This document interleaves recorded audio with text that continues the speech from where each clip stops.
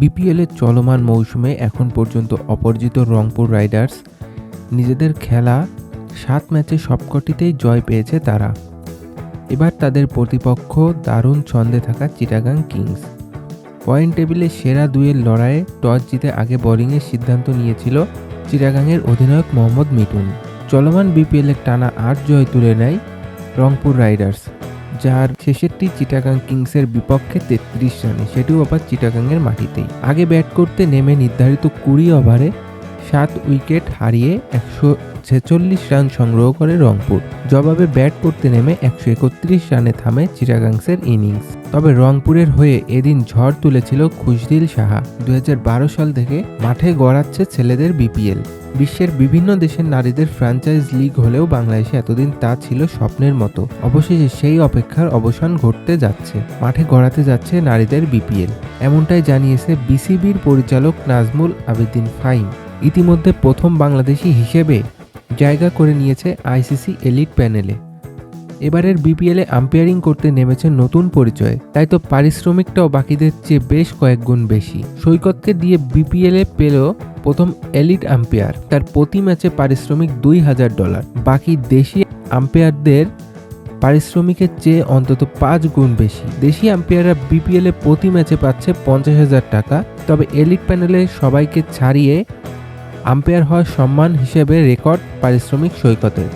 তবে এবার বিপিএলে তিনি 6 ম্যাচের বেশি থাকতে পারছেন না। চট্টগ্রাম পর্ব দিয়ে মাঠে নামলেন এই আম্পায়ার। 6 ম্যাচে অবশ্যই তার অ্যাকাউন্টে যাচ্ছে $12,000।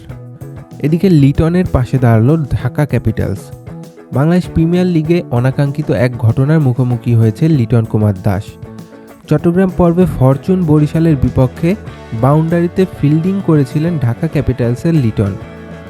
এমন সময় গ্যালারিতে থাকা দর্শকরা তাকে উদ্দেশ্য করে দুয়ধ্বনি দেন। দর্শকরা যখন দুয়ধ্বনি দিচ্ছিল তখন বাউন্ডারিতে লাইনে দাঁড়িয়ে অসহায় দৃষ্টিতে দেখছিলেন লিটন। সেই ভিডিওটি সামাজিক যোগাযোগ মাধ্যমে ব্যাপকভাবে ভাইরাল হয়েছে, যা হৃদয় ছুঁয়ে গেছে নেটিজেনদের। অনেকেই লিটনের পাশে দাঁড়াচ্ছেন। সাকিব খানের মালিকাধীন দলটি লিখেছে, আপনি হয়তো একটি ঝাপসা ভিডিওতে কাউকে দুয়ধ্বনি শুনতে দেখেছেন। আমরা দেখেছি একজন জাতীয় নায়কের বিপিএল ইতিহাসের দ্রুততম শতক হাঁকিয়ে রেকর্ড করা পার্টনারশিপে অংশ হয়ে ওঠা। ঢাকা ক্যাপিটালসে আরও লিখেছেন, আপনি সমালোচনা দেখেন, আমি দেখি একজন তারকা ব্যাটার, দেশের হয়ে সবচেয়ে বড় ওয়ানডে ইনিংসে খেলা এবং টেস্ট র্যাঙ্কিংয়ে ব্যাটার হিসেবে সর্বোচ্চ স্থানে আসা। আপনি বাধা বিপত্তি দেখেন, আমি দেখি ঐতিহাসিক কিছু মুহূর্ত সৃষ্টি। লিটন, আপনি আমাদের ভালোবাসার প্রতীক, আপনি আমাদের গৌরব। চট্টগ্রামে বাউন্ডারি নিয়ে সন্তুষ্টির কথা জানালেন তামিম। তিনি জানান, ভালোর ব্যাপার হচ্ছে বাউন্ডারির মাপ এখানে ভালো ছিল, এমনই হওয়া উচিত। আজ দেখেছেন বাউন্ডারিতে অনেক ক্যাচ হয়েছে, এই জিনিসটা থাকা উচিত, এই সাইজেই খেলা উচিত, 52-53 মিটার নয়। অন্যদিকে প্র্যাকটিসের সময় মিরাজের আনা ব্যাট পরখ করে দেখছিলেন মালান। আসন্ন চ্যাম্পিয়ন্স ট্রফির জন্য স্কোয়াড ঘোষণা করেছে ভারত। টুর্নামেন্টের দল ঘোষণার জন্য 12 জানুয়ারি ছিল শেষ সময়। এই সময়ের মধ্যে অংশগ্রহণকারী 7 দল স্কোয়াড ঘোষণা করলেও বাকি ছিল শুধুমাত্র ভারত। অবশেষে তারা দল ঘোষণা করল, তবে শেষ পর্যন্ত চমক রেখেছে তারা।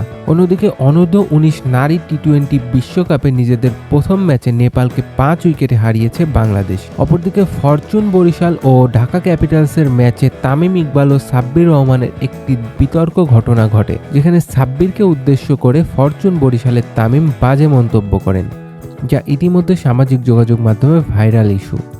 তামিমের এমন আচরণ হতাশ হয়েছে সমর্থকরা। তবে সাব্বির নিজে অবশ্য বলেছেন, মাঠের ঘটনা মাঠেই থাকুক, আগের মতোই সম্মান করতে চান তামিমকে। ঢাকা ক্যাপিটালস আজ বিশেষ চাহিদা সম্পন্ন শিশুদের সাথে একটি হৃদয়স্পর্শ দিন কাটায়।